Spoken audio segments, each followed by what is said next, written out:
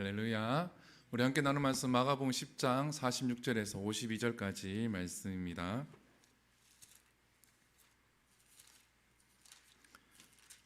마가복음 10장 46절에서 52절까지 말씀입니다.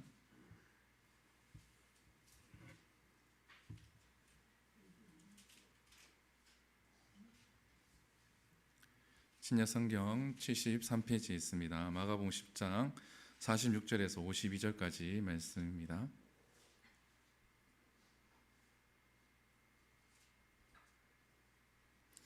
우리 한 절씩 교독하시고 52절은 같이 읽겠습니다. 제가 먼저 읽겠습니다. 그들이 여리고에 이르렀더니 예수께서 제자들과 허다한 무리와 함께 여리고에서 나가실 때에 디메오의 아들 맹인 거지 바디메오가 길가에 앉았다가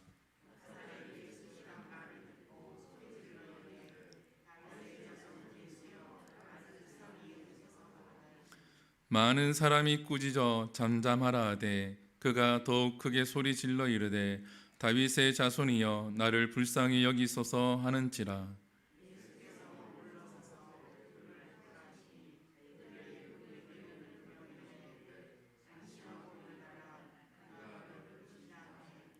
맹인이 겉옷을 내버리고 뛰어 일어나 예수께 나오거늘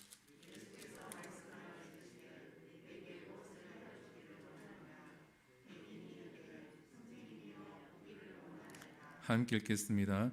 예수께서 이르시되 가라 내 믿음이 너를 구원하였느니라 하시니 그가 곧 보게 되어 예수를 길에서 따르니라. 아멘. 할렐루야. 부르짖는 기도라는 제목으로 말씀을 함께 나누도록 하겠습니다. 우리가 본문을 읽은 것처럼 바디메오가 오늘 본문에서 등장을 하죠. 바디메오는 나면서부터 이제 소경인 앞을 보지 못하는 자입니다. 제가 말씀을 준비하면서 예배를 준비하는 거죠. 예배를 준비하면서 설교하는 것이 가장 나에게는 맞는 거구나라는 생각을 했습니다. 사실 이제 반주자가 공석이 되어져서 지금 비어 있어서 주중에 제가 이제 MR을 틀어놓고 연습도 하고 이렇게 하거든요. 혼자 막 이렇게 찬양에 은혜 받고 혼자 막 이렇게 하는데 이게 앞에 서서 이제 여러분들과 하니까 이게 잘 맞지 않는구나라는 생각이 많이 들더라고요. 그래서 앞에 나가서 MR 틀어놓고 그 노래하는 가수들은 대단하다, 얼마나 많은 연습을 했을까 이런 생각이 또 들기도 하더라고요. 어제 사실 다 했는데 오늘 아침에 다시 이제 아내가 와서 또 반주하면서 다시 녹음을 뜨고 이렇게 하는 과정이 조금 있었거든요. 갑자기 파일이 또 안 돼요. 아침에 테스트하는데 또 안 되더라고요. 그래서 아내 보고 급히 빨리 와서 이제 반주를 좀 해라 해서 녹음을 뜨고 다시 옮기고 이러하다 보니까 10시 50분까지 거의 40분 50분까지 그 작업하다가 부랴부랴 이렇게 올라왔는데 설교가 하나님께서 잘 인도해 주실 줄 믿습니다. 아멘. 우리 오늘 기도에 대해서 우리가 좀 나눌까 합니다. 여러분, 기도는 여러분들이 뭐라고 생각을 하십니까? 여러분은 기도를 뭐라고 생각하십니까? 기도하면 우리가 하나님과 대화한다라고 이야기하고, 또 기도하면은 영혼의 호흡이라고 이렇게 많이들 이야기를 합니다. 틀린 게 아닙니다. 근데 유진 피튼 씨가 쓴 책이 있는데 거기 보면은 이렇게 기록이 되어져 있습니다. 시편으로 드리는 매일 기도라는 책에 보면은 이러한 말이 있습니다. 제가 읽어드릴게요. 잠깐만 들어보시면 되겠습니다. 우리가 기도하는 이유는 기도가 가장 인간다운 반응이기 때문이다. 뭐라고요? 우리가 기도하는 이유가 가장 인간다운 반응이기 때문이라는 거죠. 사람이면, 인간이면 반응을 해야 되는데, 신 앞에 반응을 해야 되는데 그 반응하는 방법이 바로 기도하는 것이다라는 거죠. 오늘 본문에 보게 되어지면 이 바디메오라는 자가 예수님 앞에서 반응하는 모습을 통하여서 우리가 부르짖는 기도에 대해서 함께 나누도록 하겠습니다. 먼저 본문 47절 48절인데요 우리가 같이 한번 읽어보겠습니다. 시작. 나사렛 예수시란 말을 듣고 소리질러 이르되 다윗의 자손 예수여 나를 불쌍히 여기소서 한거늘 많은 사람이 꾸짖어 잠잠하라 하되 그가 더욱 크게 소리질러 이르되 다윗의 자손이여 나를 불쌍히 여기소서 하는지라. 아멘. 지금 이 바디메오가 주님을 부르고 있습니다. 어떻게 부르고 있습니까? 크게 소리내어서 부르고 있다라는 거죠. 처음에 47절에 보게 되어지면 소리 질러 이르되 라고 되어져 있고 48절에 보게 되어지면 그가 더욱 크게 소리 질러 이르되, 바꾸어 얘기하게 되어지면 제가 어떠한 집사님을 부릅니다. 앞에 이보람 집사님이 있으면 이보람 집사님 이렇게 불렀는데 못 듣는 거예요. 듣지 못하는 거예요. 그리고 옆에 시끄러워요. 시끄러우면 제가 어떻게 부릅니까? 이보람 집사님 하고 크게 부르겠죠. 그죠? 크게 소리를 더욱더 높여서 들리도록 부른다라는 겁니다. 지금 이 바디메오 소경이 예수님을 향해서 더욱 크게 소리를 부르는데 그 이유가 있습니다. 그 이유가 뭐냐 하면 48절입니다. 많은 사람이 꾸짖어 잠잠하라 하되. 예수님을 부르는데 방해 요소가 있다라는 거죠. 내 목소리가 예수님께 들려야 하는데, 내가 기도해야 하는데 기도를 못하게 하는 방해 요소가 있다라는 겁니다. 장애물이 있고 방해하는 환경들이 생긴다라는 거죠. 우리는 이러한 상황이 생기거나 이러한 환경이 되어지면 어떠합니까? 그 환경에 따라서 대처하는 것이 다르긴 하겠지만, 어떠한 사람은 더욱더 기도하는 사람이 있는가 반면에 어떠한 사람은 기도하는 것을 멈추거나 기도하는 것을 줄이기도 한다라는 거죠. 우리는 방해물이 있을 때, 장애물이 있을 때 어떻게 반응하는 것이 좋을까요? 오늘 본문뿐만 아니라 여리고성을 보게 되어지면 한 사람이 더 등장을 하는데 바로 삭개오라는 사람이 등장을 합니다. 누가복음 19장 2절에서 3절인데 같이 읽어볼까요? 시작.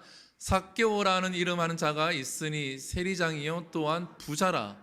그가 예수께서 어떠한 사람인가 하여 보고자 하되 키가 작고 사람이 많아 할 수 없어. 지금 삭개오도 예수님을 만나고자 합니다. 근데 키가 작은 것과 사람이 많아서 할 수 없어 라고 성경에서 기록을 하고 있죠. 말씀을 하고 있습니다. 키가 작은 건 어떤 겁니까? 선천적인 장애물인 거죠. 그죠? 태어나면서 어떠한 것을 가지고 태어났다는 겁니다. 삭개오처럼 키가 굉장히 작을 수가 있고, 바디메오처럼 태어나면서부터 눈이 보이지 않는 사람이 있을 것이고, 걷지 못하는 사람이 있을 것이고, 그리고 건강이 좋지 못한 사람이 있을 것이고, 정신적으로도 성숙하지 못하는 사람들도 있다라는 거죠.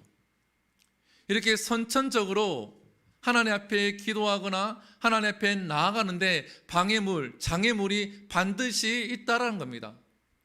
온전한 사람도 하나님 앞에 나아갈 때에 장애물이 반드시 등장을 합니다. 근데 자연스럽게 등장하는 장애물이 있는가 반면에 사탄과 마귀가 주는 장애물도 있다라는 거죠.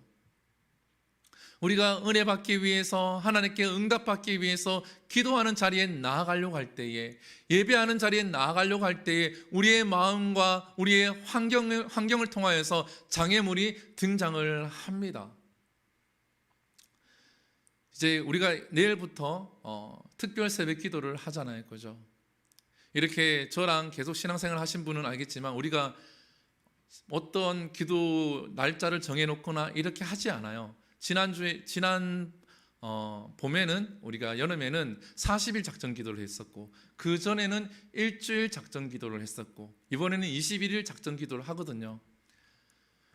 저는 기간이 그렇게 중요하지 않다고 생각을 합니다. 기도 시간도 그렇게 사람마다 다 다르기 때문에 기도를 많이 한다고 해서 좋고 기도 시간이 짧다고 해서 나쁘다 이렇게 말할 수가 없는 거죠. 그런데 기도할 때의 마음이 어떠하냐라는 겁니다. 여러분들이 하나님 앞에 나올 때에 어떻게 나오냐라는 거죠. 근데 그 간절함이 있을 때마다 절박함이 있는 것만큼 장애물도 더 크고 더 많이 생긴다라는 겁니다. 사단은 정확하게 압니다. 그리고 하나님은 때로는 우리를 시험을 합니다. 어떻게 시험합니까? 내가 가장 약한 부분을 시험을 한다라는 거죠. 나의 마음의 가장 약한 부분을 장애물로 만든다라는 겁니다. 내가 말에 약한 사람은 어떠한 말을 통해서 내 마음이 굉장히 불편해지게 된다라는 거죠. 근데 그 말이 나를, 내 자존심을 크게 건드릴 말이 아니라 아주 사소한 말이라는 겁니다. 거기에 대해서 굉장히 화가 나고 갑자기 욱하게 되어지고 이러한 상황이 생기게 된다는 거죠. 그러면서 나 교회 안 가, 오늘 내가 기도회 안 가, 내가 오늘 저녁 예배 안 가, 이렇게 선포를 해버리죠. 여러분 그런 거 경험한 적이 없습니까? 저는 가끔 아이들한테 그렇게 선포를 합니다. 뭔가를 자꾸 하자고 이렇게 하는데 안 하잖아요. 그러면 아빠 내일 놀러 안 가? 내일 키즈 카페 안 가? 이렇게 얘기를 하죠. 그러면 아이들 어떻게 합니까? 말을 잘 듣습니다. 왜냐하면 내일 가야 하거든요. 내일 가야 하는데 오늘 아빠 말을 안 들으면 안 갈 것 같으니까 그제서 밥을 먹기도 하고 옷도 갈아입고 그렇게 하죠. 우리가 하나님 앞에 올 때도 이러한 마음을 가진다라는 거죠. 여러분 장애물이 이렇게 선천적으로 또 후천적으로 장애물이 생기기도 합니다.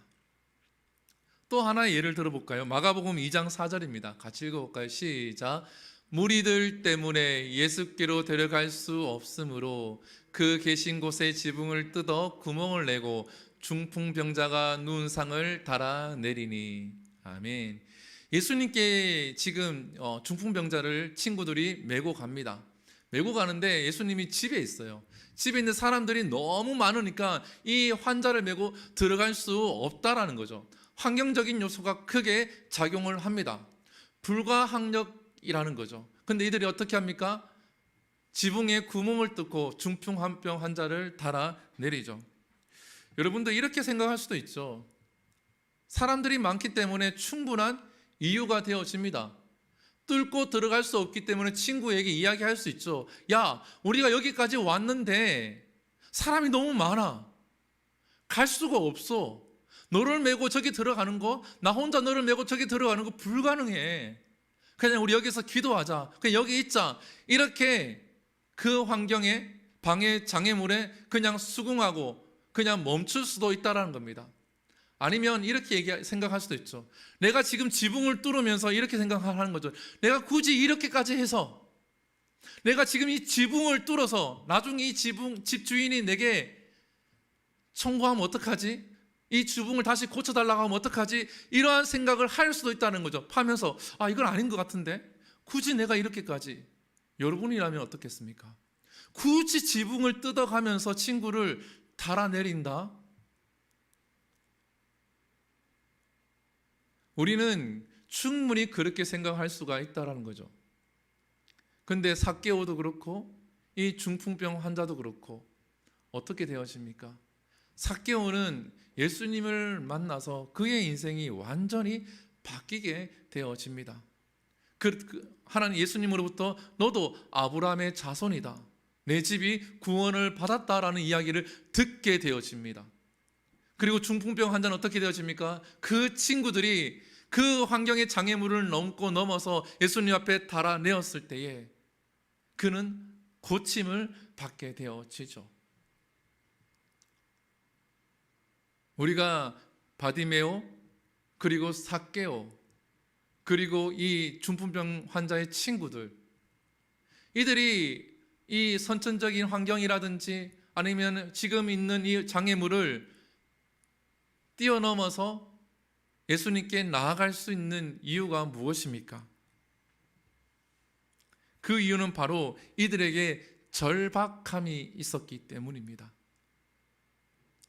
절박함이 없는 자와 절박함이 있는 자는 기도할 때 모습이 다를 수밖에 없습니다.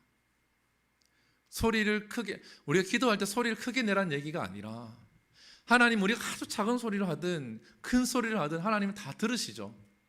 내가 어떠한 기도의 모양을 취하는 것은 중요하지가 않습니다. 지금 바디메오처럼, 그리고 삭개오처럼, 그리고 중풍병 환자를 메고 가는 그 친구들처럼 절박함이 내게 있느냐라는 거죠. 우리가 MBTI가 다 다른 것처럼 기도하는 모습이 다 다릅니다.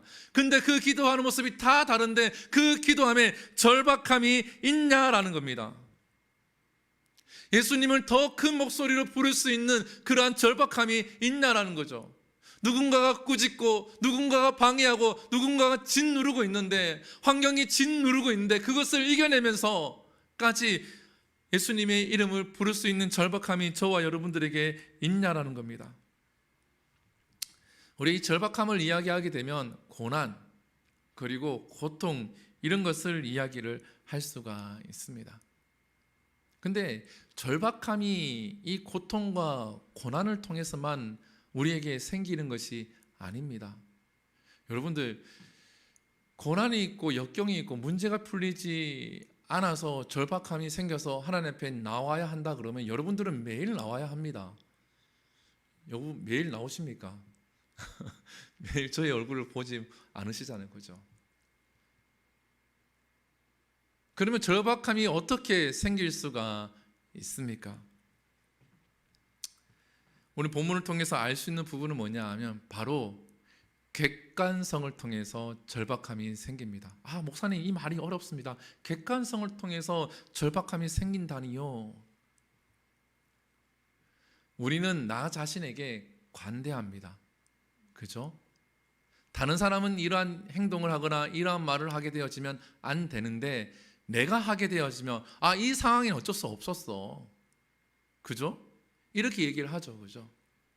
이 상황에서는 내가 이렇게 할 수밖에 없었고 이런 말을 할 수밖에 없었어라고 다른 사람을 이해시킨과 동시에 나 자신에게는 되게 관대하죠. 그런데 다른 사람이 그렇게 하면 어떻게 합니까? 그 사람의 이야기를 끝까지 듣지 않습니다. 무조건 잘못됐다고 얘기를 하죠.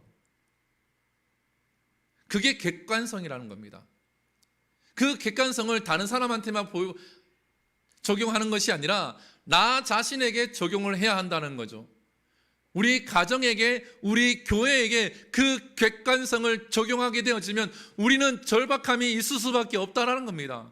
여러분, 교회를 위해 기도할 때 여러분이 절박하겠습니까? 제가 더 절박하겠습니까? 쉽게 생각하면 그렇다는, 여러분에게 절박함이 없다는 것이 아니라 교회를 위해서 기도할 때에 누가 더 절박하게 이 교회를 위해서 기도할 수밖에 없을까요? 여러분 가정을 놓고 기도할 때에, 여러분 가정을 돌아봤을 때, 객관성으로 봤을 때에 주위에서 보는 사람이 그 가정을 더 기도하겠습니까? 아니면 내가 우리 가정을 돌아보고 객관성으로 봤을 때에 우리 가정을 위해서 더 기도하겠습니까? 바로 나 자신이라는 거죠.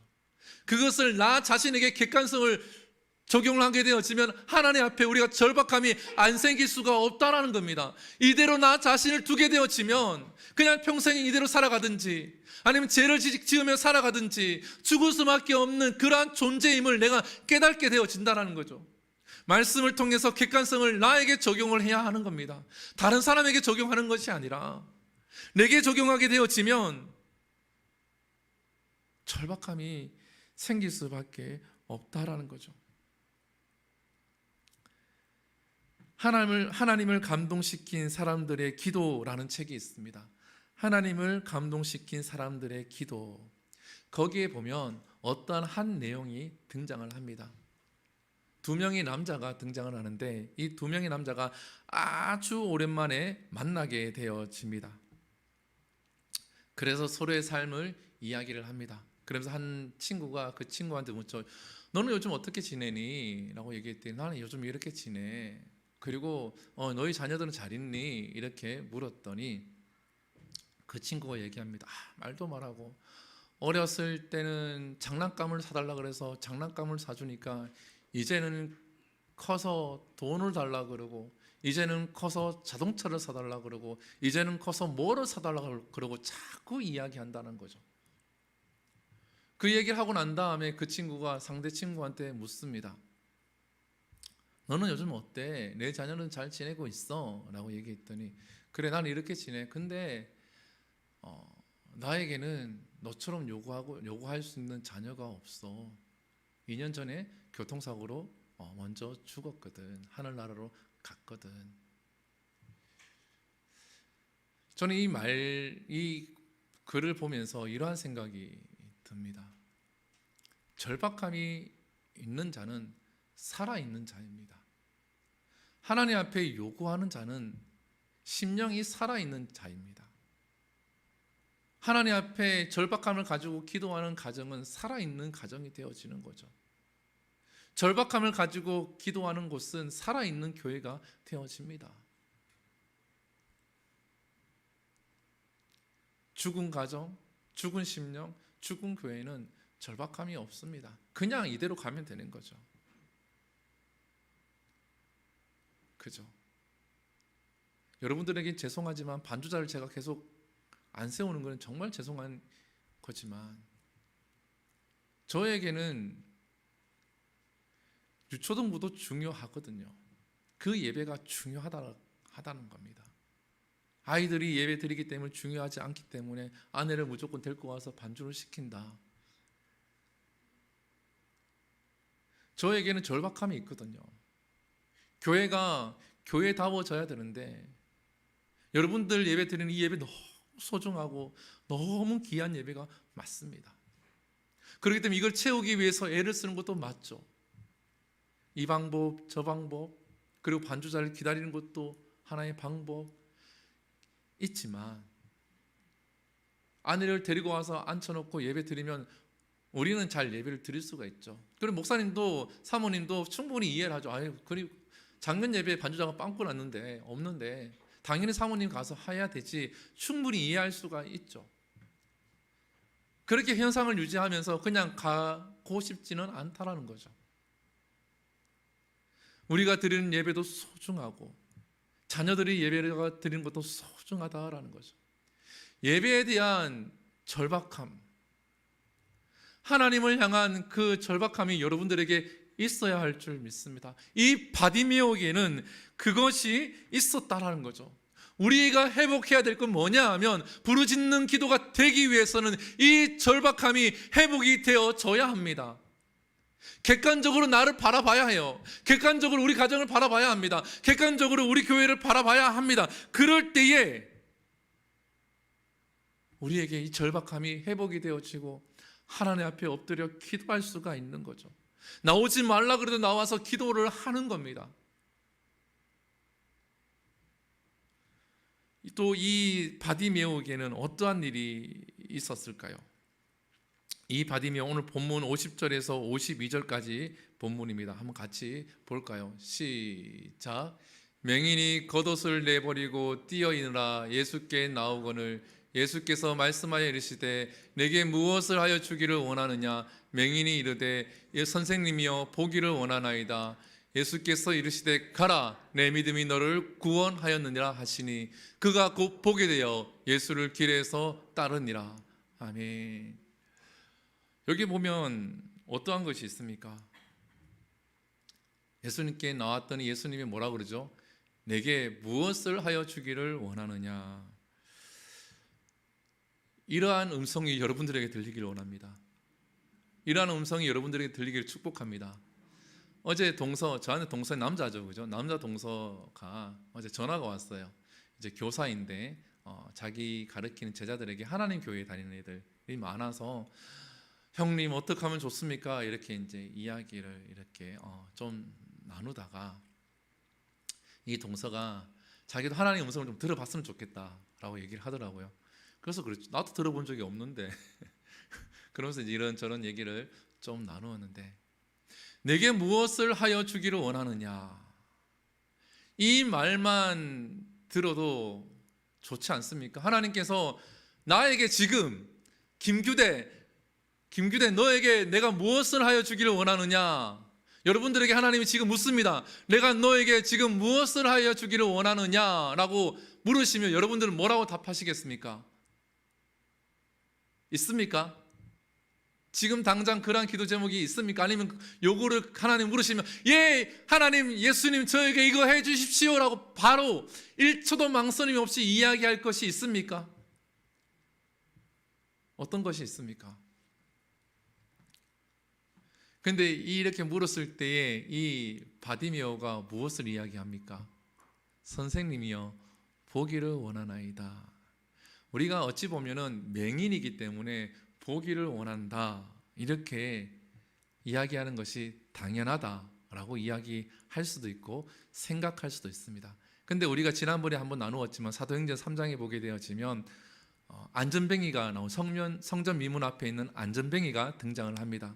베드로와 요한이 가는데 이 안전뱅이가 구걸을 하죠. 그죠? 구걸을 하는데 이 베드로와 요한이 그 안전뱅이한테 어떻게 얘기합니까? 내게 은과 금은 없으나 예수의 이름으로 일어나 걸어라 라고 얘기하죠.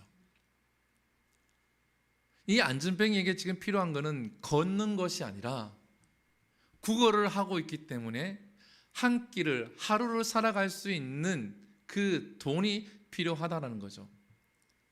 우리가 다시 본문으로 가게 되어지면 이 맹인이 지금 무엇을 하고 있습니까? 구걸을 하고 있습니다. 거지라는 거죠. 그러면 예수님께서 묻습니다. 내게 무엇을 해주기를 원하느냐라고 물었을 때 이 맹인은 저에게 금을 주십시오. 평생 내가 구걸하지 않아도 되는 돈을 주십시오라고 이야기할 수 있다라는 거죠. 그렇게 이야기하는 것이 맞다라는 겁니다. 근데 이 맹인이 보기를 원하나이다. 이것은 큰 의미를 가지고 있습니다. 마가복음 10장 35절 37절에 보면 똑같은 이야기가 등장합니다. 한번 같이 볼까요? 35절 37절 앞부분의 이야기죠. 그죠? 시작. 세베대의 아들 야고보와 요한이 주께 나와 여짜오되 선생님이여 무엇이든지 우리가 구하는 바를 우리에게 하여 주시기를 원하옵나이다. 이르시되 너희에게 무엇을 하여 주기를 원하느냐 여짜오되 주의 영광 중에서 우리를 하나는 주의 우편에 하나는 좌편에 앉게 하여 주옵소서. 아멘. 제자들이 묻습니다. 우리가 구하면 주님 우리에게 다 해주십시오 이렇게 이야기하니까 36절에서 예수님이 이야기하죠. 너희에게 무엇을 하여 주기를 원하느냐 이렇게 예수님이 제자들에게 묻습니다. 그랬더니 제자들이 뭐라고 얘기합니까? 주의 영광 중에서 우리 하나는 우편에 우리 하나는 좌편에 자기들의 욕심을 드러내면서 하나님 예수님 앞에 구하죠. 지금 맹인과 구하는 것이 다릅니다. 완전히 다르죠. 저렇게 구하는 것은 믿음이 없는 자들이 세상 속에 살아가면서 구하는 것과 마찬가지라는 거죠. 돈을 구하고 명예를 구하고 부를 구하고 권력을 구하는 것과 마찬가지라는 겁니다. 그런데 이 바디메오는 무엇을 구합니까? 보기를 원하나이다. 본문 47절 48절에 보게 되어지면 이렇게 되어져 있죠. 나사렛 예수시란 말을 듣고 라고 되어져 있습니다. 그리고 48절에 보게 되어지면 다윗의 자손이요 라고 되어져 있죠. 나사렛 예수란 말은 예수님을 낮추는 말입니다. 예수님을 조롱하는 말입니다. 나다니엘이 얘기하죠. 나사렛에서 선한 것이 나겠느냐. 나사렛은 천한 동네입니다. 실패한 사람들이 사는 동네입니다. 어려운 사람들이 사는 동네라는 거죠. 그곳에서 뭐 선한 것이 나겠느냐, 그곳에서 뭔 하나님의 뜻이 이루어지겠느냐. 나다니엘이 그렇게 조롱하는 겁니다. 그런 것처럼 많은 사람들이 수근거리고 있죠. 나사렛 예수, 지금 예수님에 대해서 이야기하면서 예수님을 높이는 것 같지만 사실은 예수님을 조롱하고 있는 거죠. 근데 그 이야기를 듣고 지금 바디메오는 어떻게 표현합니까? 더 크게 소리 질러 이르되 다윗의 자손이여 라고 얘기하죠. 다윗의 자손이라고 얘기하는 것은 예수님이 메시아시고 예수님이 나의 왕이 되십니다 라고 지금 고백을 하고 있는 겁니다.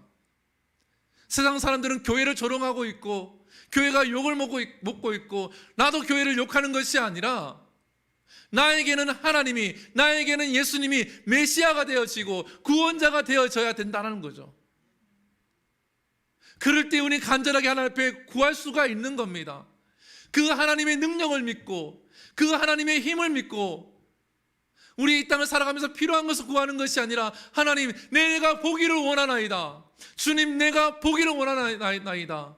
하나님을, 예수님이 하나님의 아들임을 믿기 때문에, 메시아임을 믿기 때문에 그가 이렇게 고백할 수가 있고 기도할 수가 있고 구할 수가 있는 거라는 거죠. 우리에게는 이러한 것이 회복이 되어져야 할 줄 믿습니다. 교회가 이것이 있어야 되지 않겠습니까? 다른데 교회는 세상과 다르다고 이야기하면서 세상과 같은 것을 구하고 있으면 그게 교회가 되겠습니까? 세상 사람들과 같은 것을 추구하고 세상 사람들과 같은 권력을 추구하고 있으면 그건 교회가 아니라는 거죠. 왜? 내 권력과 내 힘으로 교회가 움직이는 거거든요. 오카노 목사님이 이런 인터뷰를 하죠. 나는 이렇게 교회를 키우고 싶은 마음이 없었다고. 한 500명, 600명 그 성도들 데리고 성경 공부를 하면서 하나님 일을 해나가는 게 자기의 소망이었다고.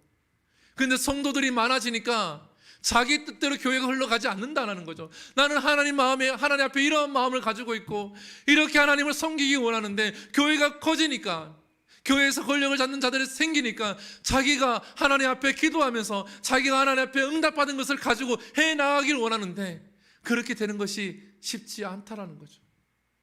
권력의 덩어리가 되었다는 거죠. 물론 사랑의 교회가 잘못됐다는 것이 아니라 오카노 목사님이 그렇게 안타깝게 바라보고 있었다는 겁니다. 여러분, 그리스도인은요, 다른 것을 그리스도인이라 말하지 않습니다.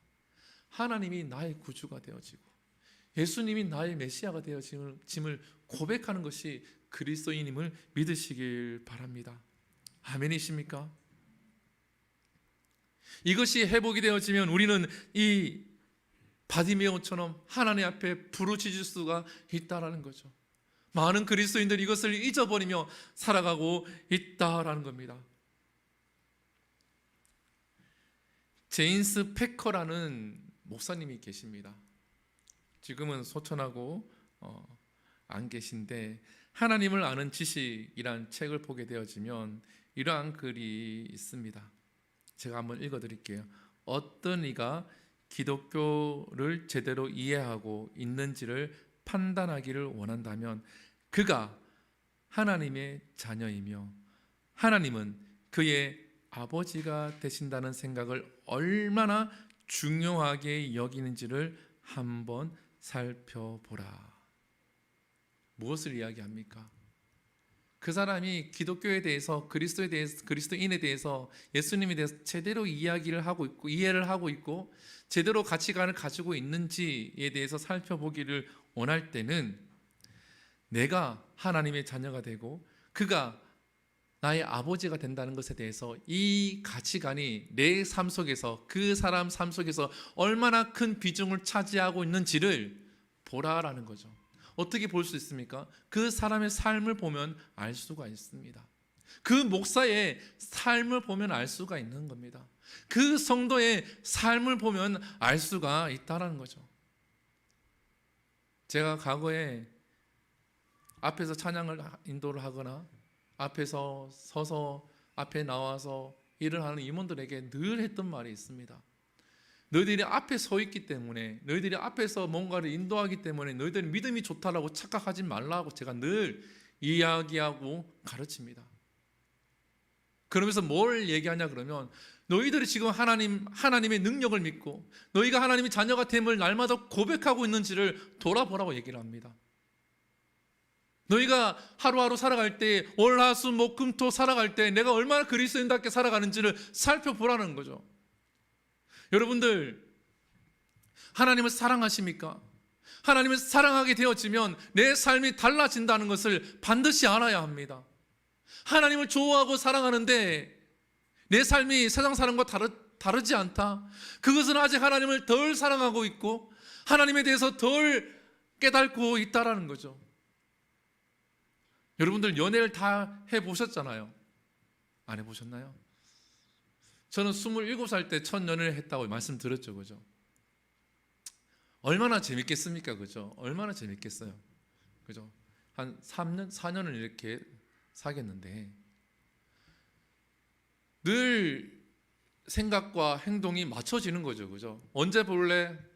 나는 언제 맞히는데 너는 언제 맞추고, 시간이 안 되는데 맞추다 보면 내가 그 사람한테 맞추죠. 그죠? 그 사람도 나에게 맞추고. 왜? 사랑하니까, 좋아하니까 시간과 장소와 행동이 거기에 맞추어진다는 겁니다. 여러분들 하나님 사랑하십니까? 아멘. 하나님 사랑하십니까? 네, 내가 너무 이렇게 하니까 기죽지 마시고 하나님 사랑하시죠, 그죠? 하나님 사랑하면 우리의 생각을 잘 살펴봐야 합니다. 우리의 삶을 잘 살펴봐야 합니다. 제가 얘기하죠. 목사이기 전에 한 명의 그리스도인, 목사이기 전에 한 명의 성도. 하나님 보시기에는 목사든 성도든 별 차이가 없다라는 거죠. 단지 임무가 다른다는 거죠. 집사는 집사의 직분, 목사면 목사의 그 임무가 다른 것뿐이죠. 왕으로서의 그 직분, 하나님이 왕으로 세우셨기 때문에 거기에 합당한 삶을 살아야 하는 겁니다. 그렇지만 그 이제는 뭐죠? 이스라엘 백성들이 선민, 하나님이 택한 백성이라는 거죠. 그 백성답게 살아갈 때 그 중에서 하나님이 왕으로 세우시는 것이지, 왕으로 세워놓고 그를 하나님 백성으로 만든 것이 아니라는 겁니다. 우리도 마찬가지임을 기억해야 될 줄 믿습니다. 이제 말씀을 마무리할까 합니다. 당신에게 라는 책이 있습니다. 그 책에 보게 되어지면 이러한 이야기가 있습니다. 기도를 못하는 가장 큰 이유는 기도를 하지 않기 때문이다. 신앙생활이 가장 안 되는 큰 이유는 기도를 하지 않기 때문이다. 기도하려 모이지도 않고, 기도하려고 시간을 내지도 않으며, 기도하려고 무릎을 꿇지도 않고, 기도하려고 입을 열지도 않기 때문이다. 사랑하는 성도 여러분, 우리가 응답받지 못하는 이유가 무엇입니까? 절박함과 소망 없이 기도하지 않기 때문에 우리가 응답을 받지 못합니다. 그리고 마지막으로 응답받지 못하는 이유가 무엇입니까? 야고보서 4장 2절인데 이렇게 되어져 있죠. 너희는 욕심을 내어도 얻지 못하며 살인하며 시기하여도 능히 취하지 못함으로 다투고 싸우는다. 도다 너희가 얻지 못함은 구하지 아니하기 때문이요. 구하지 않기 때문에 얻지 못한다라고 이야기를 합니다. 내일부터 우리가 특별 새벽기도 21일 시작합니다. 온라인으로 예배를 드리고 또 나와서 예배를 드리는 자들도 있겠죠. 시간은 그리 길지 않습니다. 근데 우리가 어떠한 마음으로 하나님 앞에 나아가야 할지는 오늘 말씀을 통해서 잘 묵상을 하시고, 또 깨달은 부분들이 있다 그러면 그 깨달은 마음 그냥 놓지 마시고 흘려보내지 마시고 그걸 반드시 붙들기를 소망을 합니다. 그래서 바디메오처럼 삭개오처럼 꼭 예수님을 만나서 응답받을 수 있는 우리 모두가 될 수 있기를 축복을 합니다. 아멘이십니까? 네, 또 찬양을 해야 되는 시간입니다. 제 찬양을 좋아하는데요, 조금 부담이